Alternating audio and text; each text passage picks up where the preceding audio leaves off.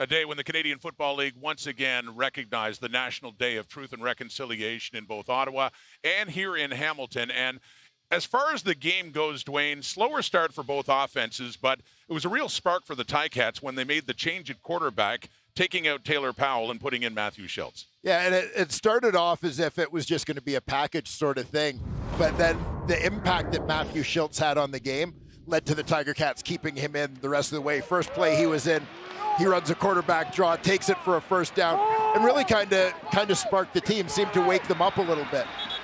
Now he continued on, stays in at quarterback, throws a couple of deep balls in the first half, ends up with almost 200 passing yards in the first half on 6 of 10 passing. Biggest one being that 70-yard touchdown pass to Tim White, but he also hits a bomb to number 17, Terry Godwin, going over the top. 2 touchdowns in the first half, and that kind of told the story for the Hamilton Tiger Cats in this game. A couple other runs along the way as well, but yeah, just I think the veteran presence of Matthew Shiltz, his athletic ability and so on, proved to be a great combination, and I think caught the Calgary Stampeders off guard after a number of weeks of watching Taylor Powell on film. Yeah, the first real action for Matthew Shiltz since he was hurt in Edmonton back in mid-July, and here he is now with Matthew Shinetti.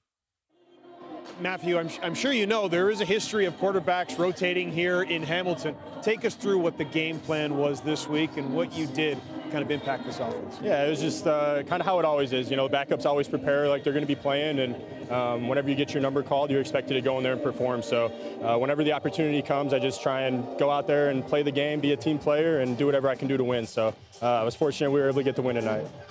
Now heading into the playoffs, there is a possibility you could have 3 healthy quarterbacks who have all had, even Taylor included, experience in this league.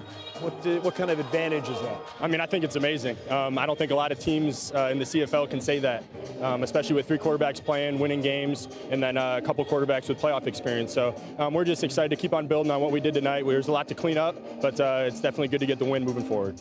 There was a lot of frustration early on in the season. There were injuries across the board here. What kept this team going? Man, just the belief. We kept on showing up every day, putting in the work, doing the next right thing, and that's kind of our mentality. Just keep showing up and keep believing in one another, believing in the bigger process, and then stay better together. So that's what we just kept on doing every day of the week, and here we are. You starting next week? I have no idea. I'm just going to enjoy this one tonight, and we'll figure that out next week. Excellent. Thank you. Appreciate it.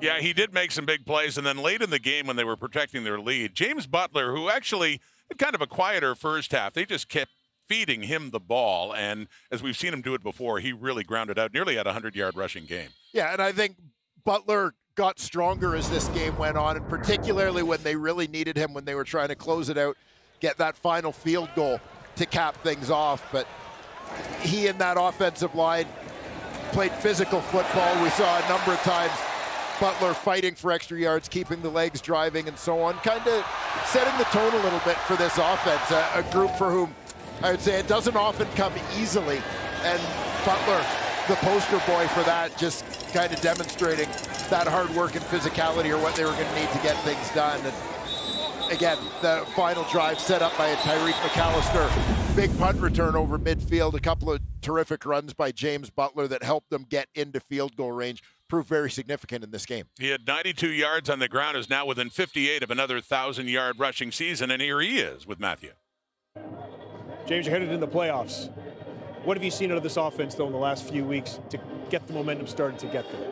Just consistency, you know what I'm saying? Finishing drives in the end zone, you know what I'm saying? And becoming a more complete offense. You talked about a couple weeks ago the kind of relationship you were building with Scott Milanovich and the work you wanted to do with him. What do you think you can do now, knowing that you're going to be going right to November?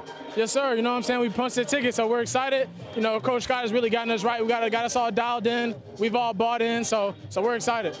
On a personal note, you want that 1,000 yards? You're creeping ever closer.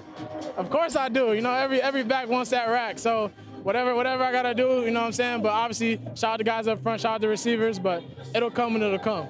Thanks for this. Thank you. Appreciate it. So, yes, the Ticats do have their playoff spot secured, and now it's a matter of chasing Montreal for second place and home field advantage in the playoffs.